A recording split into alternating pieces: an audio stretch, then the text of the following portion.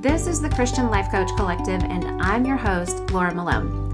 We're talking all things coaching, concepts, tips, tools, self-coaching, mindset, faith foundations, and definitely entrepreneurship, because I want to support your calling as a coach and help you build a thriving online business with God as your CEO. So I hope you enjoyed today's episode.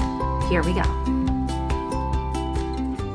So I listen to a lot of audiobooks, and my ears tweak when I hear words pronounced in ways that I would label and consider wrong. For instance, if the narrator says the word naivete as naivety, okay, I want to cringe. I want to turn off the story, the phone, everything. I want to throw things. The same thing goes for when they put the inflection on the wrong part of the sentence, like she stepped inside of the plane, and then our insides immediately went cold. Why did we just give of the word of the plane? Why do we give that attention? It doesn't make any sense to me. Or inflection at the end of the sentence, when that goes up in every single sentence. This stuff breaks me, and I lose my appetite for the book. Faster than a piece of chicken I can't chew. Makes me put my fork down. You know the feeling. Sorry, had to do it. So the other day, I was listening to a book, a historical fiction piece, and the Lord, He just keeps putting books in front of me for some reason that have to do with female spies during World War II. They're so good, though. And then the narrator said the word tussled, as in his hair was tousled. But she said tousled, like it was spelled with a W instead of Tousled. And I realized that in a number of books I've been listening to, the narrators have spoken this word, tussled, in the way that it sounds like it's spelled with a W. And I actually had to stop and think to myself, what if I'm wrong? Now, let me first say that as a teacher and a leader and as a parent, on top of my personality, my nature is to desire to be correct. And let me differentiate between wanting to be right all of the time and wanting the desire to be correct.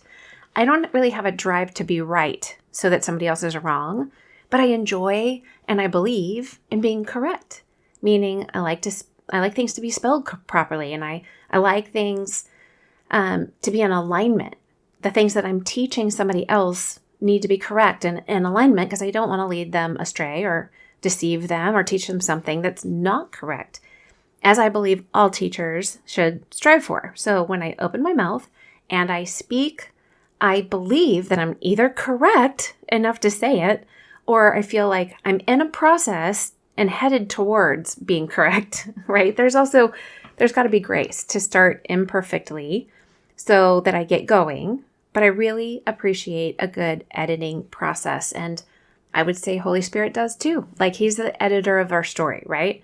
He's always taking our rough draft and sanctifying it, growing it. It's evolving.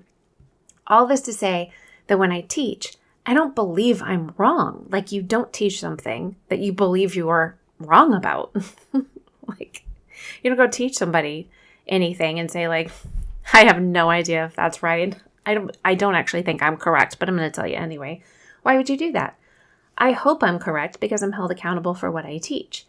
And as someone with a high pedagogical intelligence, pedagogy meaning teaching, that's one of my giftings is teaching. I speak with the belief that I'm correct when I'm teaching. Now, my husband might tell you something different, but inside, I really feel okay with being wrong.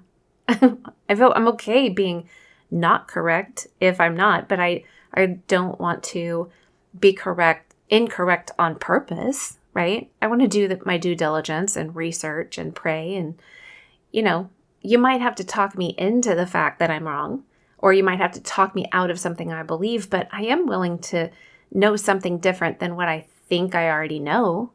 But when I'm listening to a book, or I'm reading something or researching something, my brain operates really, really quickly. I put everything I'm reading, I'm listening to, my audiobooks and my podcasts, I put them on 1.25 speed and sometimes 1.5 speed. And then if I'm re-listening to it, I put it on double speed because I just process it really quickly. And I don't like repetition, so it helps me get through it faster. And my brain extracts and finds mistakes really quickly and like immediately. It's the first thing I see. It keeps me from seeing other things, hearing other things. It's like a major disruption to the process my brain's in, and it's like it stops and says, I can't go any further. It's like a car can't keep going because there's like a tree trunk in the road. So when I'm hearing this word tousled several times, it stops me each time because it's not the way I hear it in my mind based on past experiences. And I'm from Kansas City, so maybe it's my, our Midwestern pronunciation of the word. But the last time I heard it and thought, well, they're saying tousled. What if I'm wrong in it being tussled? Like I just grew up with like something was tussled or in a tussle, meaning kind of like tied up or, naughty. And I looked it up online and I clicked the little voice button so that my iPad would actually speak the English, and I tried the British pronunciation, and literally it says tousled. It even shows the word town, T-O-W-N, to teach how the T-O-U is pronounced in the word. And I was actually upset at first because I don't want that to be correct. It doesn't sound right to my brain. But I've lived in so many places, and I know that the regions of America have different pronunciations of the word, and what's correct is relative to that region. So if you're like in LA, in California, then R-O-D-E-O is rodeo, as in Rodeo Drive. But in the rest of the country, it's rodeo. And there's 4 ways to talk about a certain nut. There's the pecan, the pecan, the pecan, and the pecan. All of them are correct unless you ask somebody who knows better. Because it's correct to the people in where they come from. Tousled is not correct to me. Tussled is, because it's correct in my brain. But that doesn't mean because it's correct to me in my region, in my experience, it's relative. It doesn't make me wrong, but it doesn't make you wrong if you say tousled, right? Why am I giving you an English lesson today? It's because I want to get to what I felt when I had the thought, this revelatory thought, what if I'm wrong? Try to think of the last time you thought you were right. You were correct. And then you found out you were wrong. And maybe you're like, well, honestly, Laura, that's just never happened. To which I reply, well, you could join the club, but you and I can never hang out because you'd be setting yourself up for getting kicked out of the club. The always right club, since I would be right too. Or actually only one right, because there can only be one of us, right? Just kidding. There's really only one person in the always right club, and he has nail scars in his hands. So that's kind of like the entry fee to the club, I think. So I want to pose the question to you. Is it okay for you to be wrong? Is it okay to have the incorrect answer? Is it okay for what you believe to be different from what other people believe? And nobody has to be wrong for that to happen. And I don't mean like being wrong as in you are a wrong person, like who you are is wrong and you shouldn't be allowed to exist. I'm saying this simple process of life where you're wrong in how you think the IKEA desk is supposed to go together. You're wrong because if you were correct, it would be together. And you know that it's not. 4 hours later, it's still sitting on the floor. You don't want to read those instructions because they don't make sense anyway. And there's always too many or not enough of something. So something is wrong, right? Well, what does it feel like to you to be wrong? And do you try to avoid the feeling? Because, you also have to think about when you're trying to avoid a feeling that you don't like experiencing, and whatever you tell yourself, whatever the story is, when you tell yourself, if I'm wrong, it must mean this. If I'm wrong, it means I'm not right. And if I'm not right, I'm not good. If I'm wrong, it means I'm not wanted. If I'm not wanted, I don't feel loved. What is it for you? And then what happens when you feel shame or, whatever it is you feel, fear, lack, deprivation, whatever it is you feel, incompetent, do you get defensive? Do you get down on yourself, or do you blame other people? Do you stand up and fight? Think about this.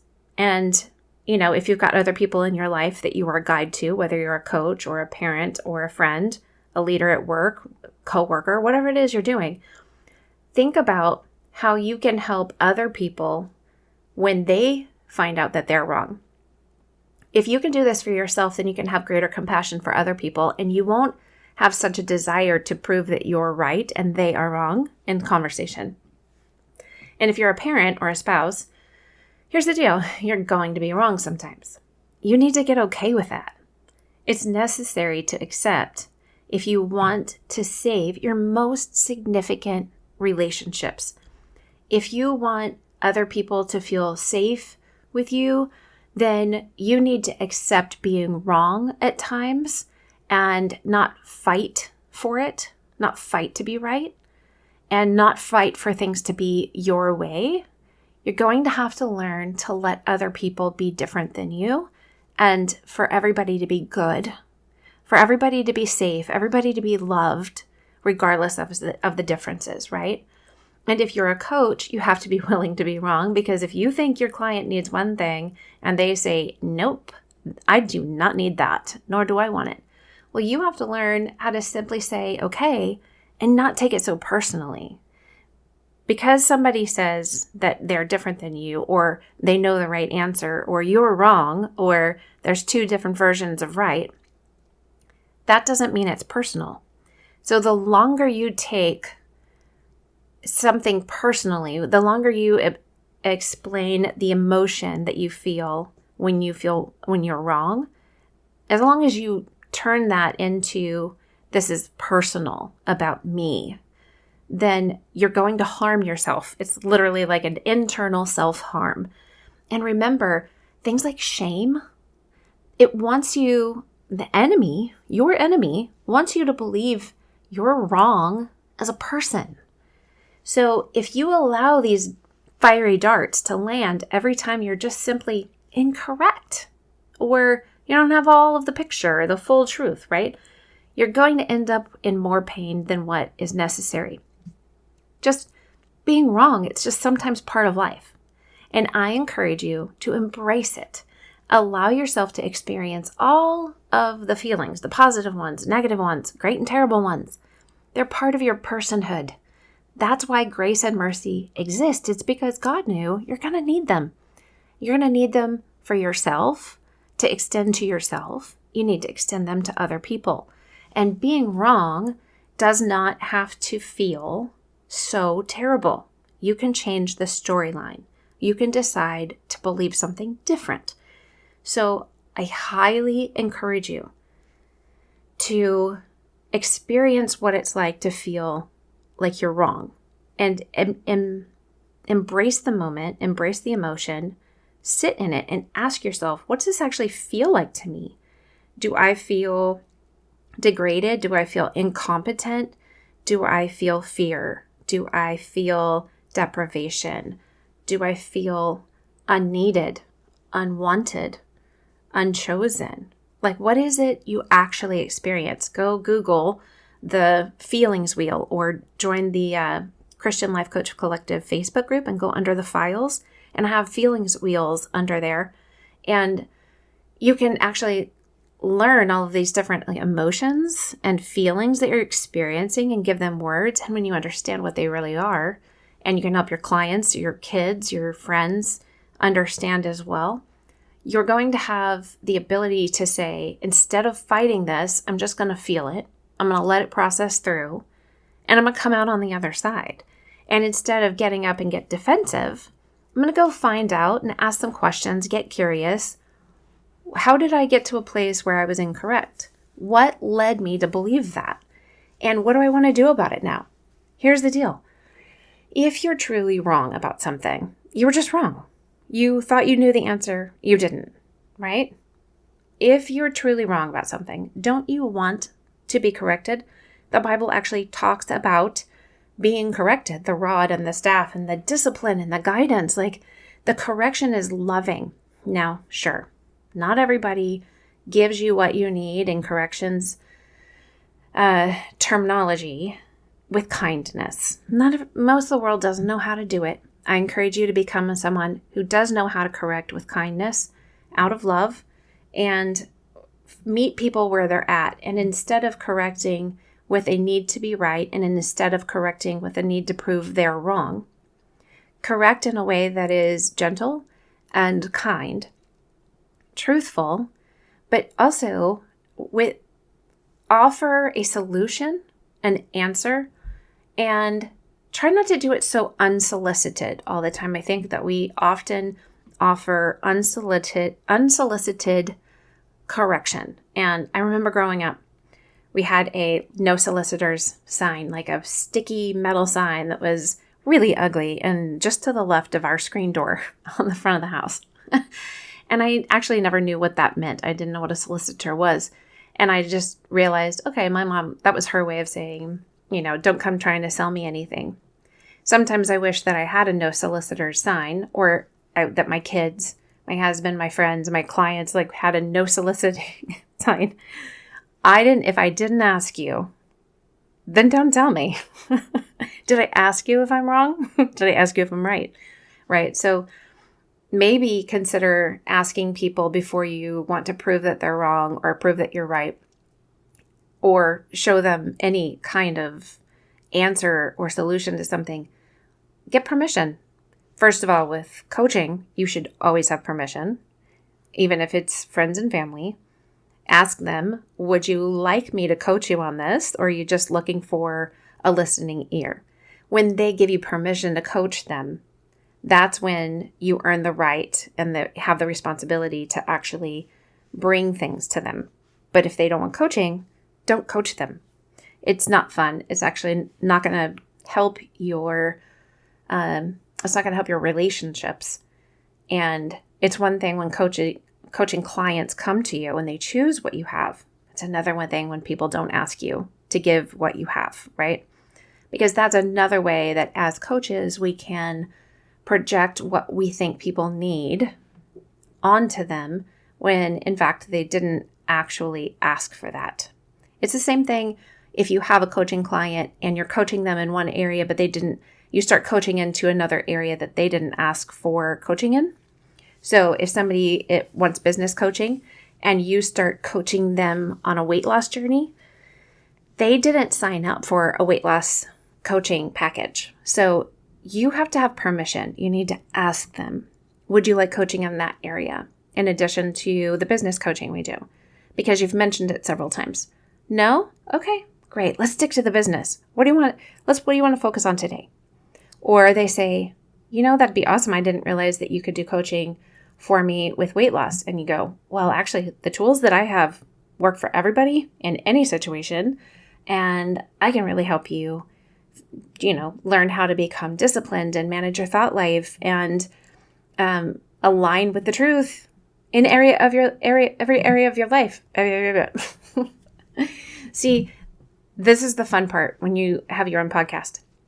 You can do things like that and you just go, rah, rah, rah, rah, and you make accidents. And I could stop and edit it all out. I could get rid of it. But honestly, I don't see where the fun is in that and just take more time.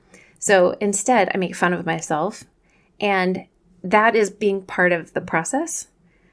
I'm not looking for perfection the first round. And I'm not even looking for perfection in everything that I do. I'm looking for the process. I believe that God is with us in the process. And then we use these things that we learn that we're right about and we're wrong about, and all of the emotions we experience and what we believe about ourselves and what we're thinking on. We use all of that to help us just evolve and grow as people as we're on this journey into sanctification with Holy Spirit, with that grace and mercy, and letting God love us and lead us well as He goes with us, right? So I encourage you to let yourself be wrong. I encourage you to assess what it feels like to be wrong, and then what kind of actions are you taking when you find out you are wrong or you think you might be wrong. What you think and feel about that is going to dictate what you do. And if you're throwing up walls or you're throwing bricks, then you're struggling and you're going to break things and you might break people. So you don't want to do this, right? Manage yourself well, lead yourself well, let your spirit rise up and lead your soul, and ask God to show you how. I know He's going to. So bless you, friends. I will talk to you in the next episode. I hope that you loved this episode and you feel challenged, inspired, and encouraged. If you're a coach or you want to be one, jump into the Christian Life Coach Collective Facebook group so we can connect over there. And to work with me, grab the links in the show notes to get quick clarity about your calling as a coach and entrepreneur, as well as how to get trained as a coach with Sterling & Stone and start your own business. Bless you, friend.